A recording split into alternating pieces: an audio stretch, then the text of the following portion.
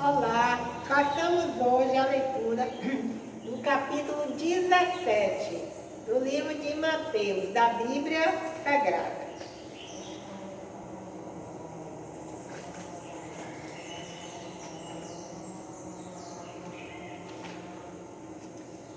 A transfiguração. Mateus 17:1. 6 dias depois, tomou Jesus consigo a Pedro e a Tiago e a João, seu irmão, e os conduziu em particular a um alto monte. Mateus 17:2. E transfigurou-se diante deles, e o seu rosto resplandeceu como o sol, e as suas vestes se tornaram brancas como a luz. Mateus 17:3. E eis que lhes apareceram Moisés e Elias, falando com ele. Mateus 17:4. E Pedro, tomando a palavra, disse a Jesus: Senhor, bom estarmos aqui. Se queres, façamos aqui 3 tabernáculos, um para ti, um para Moisés e um para Elias. Mateus 17:5. E, estando ele ainda a falar, eis que uma nuvem luminosa os cobriu, e da nuvem saiu uma voz que dizia: Este é o meu filho amado, em quem me comprazo, escutai-o. Mateus 17:6. E os discípulos, ouvindo isso, caíram sobre seus rostos e tiveram grande medo. Mateus 17:7. E aproximando-se Jesus, tocou-lhe e disse: Levantai-vos e não tenhais medo. Mateus 17:8. E, erguendo eles olhos, ninguém viram, senão a Jesus. Mateus 17:9. E descendo eles do monte, Jesus lhe ordenou, dizendo: A ninguém conteis a visão, até que o Filho do Homem seja ressuscitado dos mortos. Mateus 17:10. E os seus discípulos o interrogaram, dizendo: Por que dizem então os escribas que é mista que Elias venha primeiro?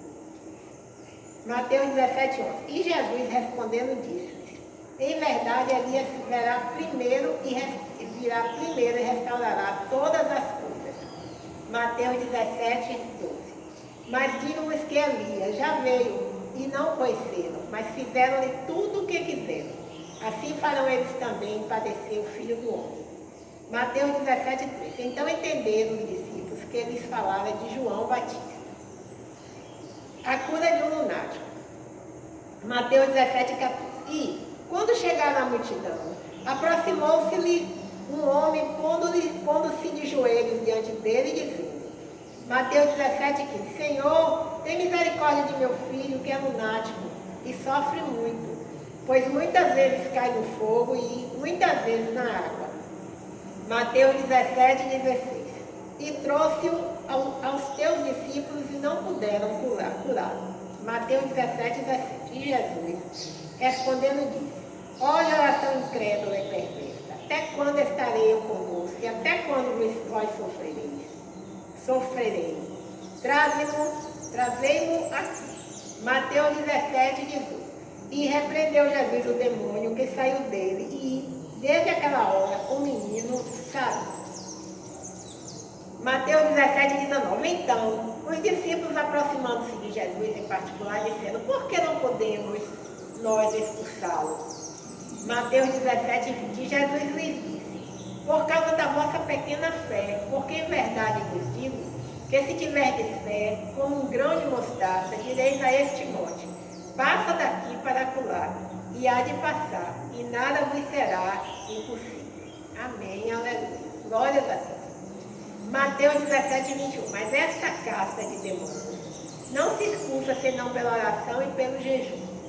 Mateus 17:22. Ora, achando-se eles na Galileia, disse-lhes Jesus: O Filho do Homem será entregue nas mãos dos homens. Mateus 17:23. E matá-lo-ão, e ao terceiro dia ressuscitará. E eles se entristeceram muito. Jesus paga o tributo. Mateus 17:24. E chegando eles a Cafarnaum, aproximaram-se de Pedro, os que cobravam as de dracmas, e disseram: O vosso mestre não paga as de dracmas? Mateus 17:25. Disse ele: Sim. E entrando em casa, Jesus se lhe antecipou, dizendo: Que te parece, Simão? De quem cobram os reis da terra, os tributos ou os impostos? Dos seus filhos ou dos alheios? Mateus 17, 26. Disse-lhe Pedro: dos alheios, disse-lhe Jesus, logo estão livres os filhos. Mateus 17, 27. Mas, para que os não escandalizemos, vai ao mar, lança o anzol, tira o primeiro peixe que subir, e abrindo-lhe a boca, encontrarás uma estátua. Toma-o e dá-o por mim e por ti. Glórias a Deus, aleluia. Vejamos aqui agora alguns comentários sobre o versículo 17, né? 17, a transfiguração. Teve lugar na semana em que Jesus predisse a sua morte. Os 3 discípulos presentes eram os mesmos que ele permitiu que testemunhassem a ressurreição da filha de Jairo. Mais tarde, eles iriam acompanhá-lo ao jardim do Getsemane. Embora a tradição, por um longo tempo, dissesse que esse alto monte fosse o Monte Tabor, não há registros de que Jesus estivesse perto desse lugar naquele tempo. Além disso, escavações arqueológicas descobriram ali uma cidade fortificada datada daquela época, o que dificultaria que eles estivessem em privacidade. O Monte Hermon parece o lugar mais provável. 3 coisas aconteceram ali. O corpo de Jesus foi transfigurado, Moisés, aquele que trouxe a lei e libertou o povo da escravidão no Egito, e Elias, o percussor de João Batista, e representante dos profetas no Antigo Testamento, apareceram, e Deus falou de uma nuvem. Com relação ao versículo 5, capítulo 17, o comentário é o seguinte: no batismo de Jesus, os discípulos ouviram Deus dizendo a mesma coisa. A mensagem é repetida perto do final do seu ministério. Deus continua satisfeito com seu filho. Nesse momento, a demonstração, escutai-o, foi acrescentada, mas eles ainda não estavam ouvindo. Bem, agora vamos ler aqui o versículo 19, do capítulo 17. O comentário é o seguinte: a mensagem deve ter nos deixado confusos. A transfiguração não era para as massas, mas para os seus seguidores. O momento escolhido para este acontecimento era importante. Os discípulos estavam num momento crucial do comprometimento com Jesus. Tudo dependia de quem Jesus era para eles. Na verdade, ele recentemente os havia desafiado com essa pergunta. Precisavam estar preparados para o que parecia ser uma derrota, a cruz. E o último comentário, entre os versículos 24 e 27 do capítulo 17, diz o seguinte: o imposto em questão não era um tributo romano, mas um tributo judaico do templo, que pagava a sua manutenção. Glórias a Deus, aleluia. Bem, aqui no capítulo 17, tem um texto denominado compromisso, seguir Jesus, né? Essa Bíblia que eu estou lendo é a Bíblia da Mulher, que contém leitura devocional e estudo, né? E ela essa é a segunda edição, foi publicada em Barueri, São Paulo, pela Sociedade Bíblica do Brasil, no ano 2010. Contém 2.160 páginas. E o texto bíblico, Almeida, Revista e Corrigida, 4ª edição, 2009, Sociedade Bíblica do Brasil. Essa Bíblia, então, aqui na página 1486, há esse texto, que não tem o autor, mas deve se referir aos autores dessa Bíblia, né? Deve ser os autores da própria Bíblia, também autor do texto. Diz assim: compromisso, seguir Jesus. Seguir Jesus é a definição de comprometimento. Comprometimento exige uma escolha. Jesus não perdeu tempo para chegar ao coração do comprometimento. Os discípulos estariam comprometidos com ele, negariam seus próprios desejos, ou eles estariam determinados em seguir seus próprios caminhos e negariam a Jesus? A escolha do comprometer-se é a mesma para todos os crentes.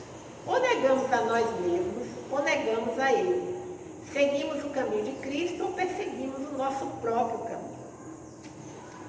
Falar sobre Cristo não teria sentido sem andar com Ele. Os discípulos deveriam pegar as suas cruzes. Carregar a cruz era uma declaração pública da autoridade de Roma. Jesus desafiou a voluntariamente se colocar sob a autoridade de Deus, fazendo a vontade de Deus, a maneira de Deus. Comprometimento exige ação, ele não pode ser separado da responsabilidade. O comprometimento estende-se além do nosso relacionamento com o Pai Celeste, para outras áreas da vida. Amém, glória a Deus. As palavras de lealdade de Ruth para Noemi não falaram tão alto quanto as suas ações. Ela deixou sua família e terra natal para retornar com Noemi a Belém. O comprometimento definitivamente limita escolhas porque é exclusivo. Por exemplo, no comprometimento matrimonial, o plano de Deus é que uma mulher e um homem se comprometam um com o outro, exclusivo e permanentemente. Jesus demonstrou no jardim do Getsemane que a vontade do Pai sempre tem precedência sobre a sua. No dia seguinte, ele apoiou a sua cruz, demonstrando que queria fazer a vontade do Pai, da maneira do Pai. Comprometimento constrói fé e desenvolve o caráter. É uma disciplina espiritual. É um projeto de uma vida toda que requer tempo, trabalho e determinação. Bem, tem várias referências bíblicas aqui nesse texto, mas eu não citei, tá? Então, concluímos hoje a leitura do capítulo 17 do livro de Mateus, da Bíblia Sagrada. E lemos esse texto aqui que se refere ao comprometimento. Não é um fardo nos comprometermos com a obra do Senhor Jesus, nos comprometermos com a propagação e divulgação do Evangelho de Cristo. Não é um fardo, é um imenso prazer. Bem, então, meu nome é Lúcia Marques, meu canal A Leitura da Bíblia. Até o próximo encontro, se o Senhor Deus assim o permitir. Muito obrigada por me escutar.